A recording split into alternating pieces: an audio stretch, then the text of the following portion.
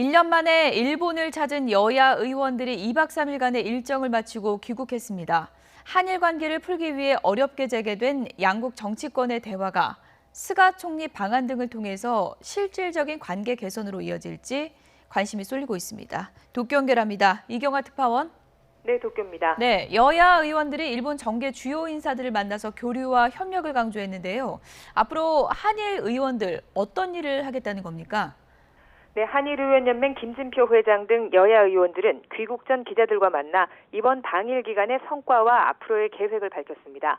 일단 올해 안에 양국 의원연맹이 온라인 총회를 열고 내년 1월에는 한일 각 분야 지식인이 참석하는 세미나를 열어서 양국의 교류 협력 방안을 논의할 계획입니다. 도쿄올림픽 전에 한일 간의 다양한 교류 행사를 열 수 있도록 양국 의원연맹이 긴밀히 협의하기로 했다고 전했습니다. 이런 교류는 결국 강제동원 배상 문제 등 한일 간 핵심 현안에 대해서 양국 정상이 결단을 내릴 수 있는 환경을 만들기 위한 것이라고 의원들은 설명했습니다. 최근에 한일 정치권 대화가 이어지면서 스가 총리의 한국 방문이 성사될지 주목되고 있는데요. 어제 스가 총리와의 만남에서도 이 얘기가 나왔죠?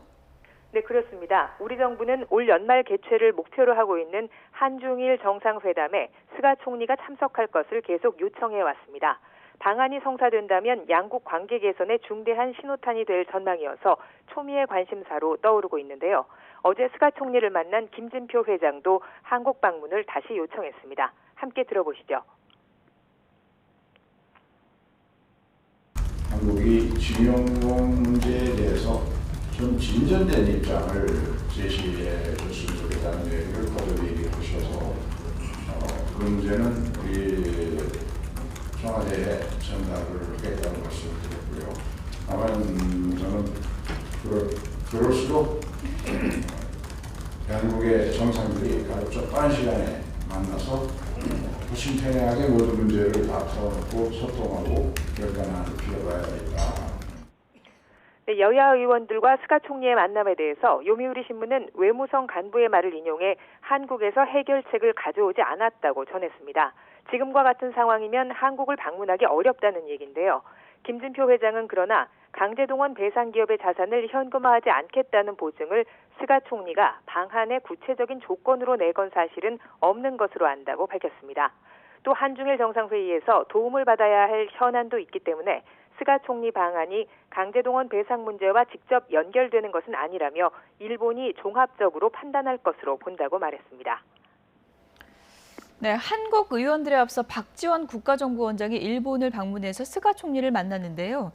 대화가 지금 상당히 좀 빨라지는 분위기인데 앞으로 양국 관계가 어떻게 풀릴까요? 네, 악화한 양국 관계와 코로나19 확산 속에 어렵게 일본을 찾은 여야 의원들이 대화 분위기를 이끌어낸 점은 의의가 있습니다.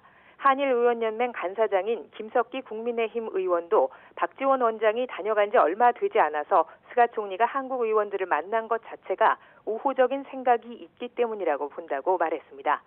윤호중 더불어민주당 의원도 이번 방일 기간 일본 정계 인사들을 만나면서 지난해와는 분위기가 달라진 점을 느꼈다고 밝히기도 했는데요. 수교일의 최악으로 평가받는 한일 관계 속에 이대로 갈 수는 없다는 인식에 있어서는 양국 정치권이 공통적입니다. 하지만 일본 정부는 일본이 받아들일 수 있는 해법을 한국이 가져와야 풀 수 있다는 입장을 바꾸지 않고 있습니다. 한일 양국 간의 관계 개선과 구체적인 방식을 놓고 온도 차이가 여전히 존재하는 상황입니다. 우리 정부는 양국 정상의 정치적 결단으로 주요 현안을 일괄 타결하는 방안이 바람직하지만 양측 이견이 큰 만큼 도쿄올림픽 전에 가능한 것부터 풀 수 있기를 기대하고 있습니다. 핵심 현안에 대해 한일 외교당국은 물밑에서 계속 협의를 이어가고 있는데요. 어떤 결과를 만들어낼지는 좀 더 시간을 갖고 지켜봐야 할 것으로 보입니다. 지금까지 도쿄에서 YTN 이경아입니다.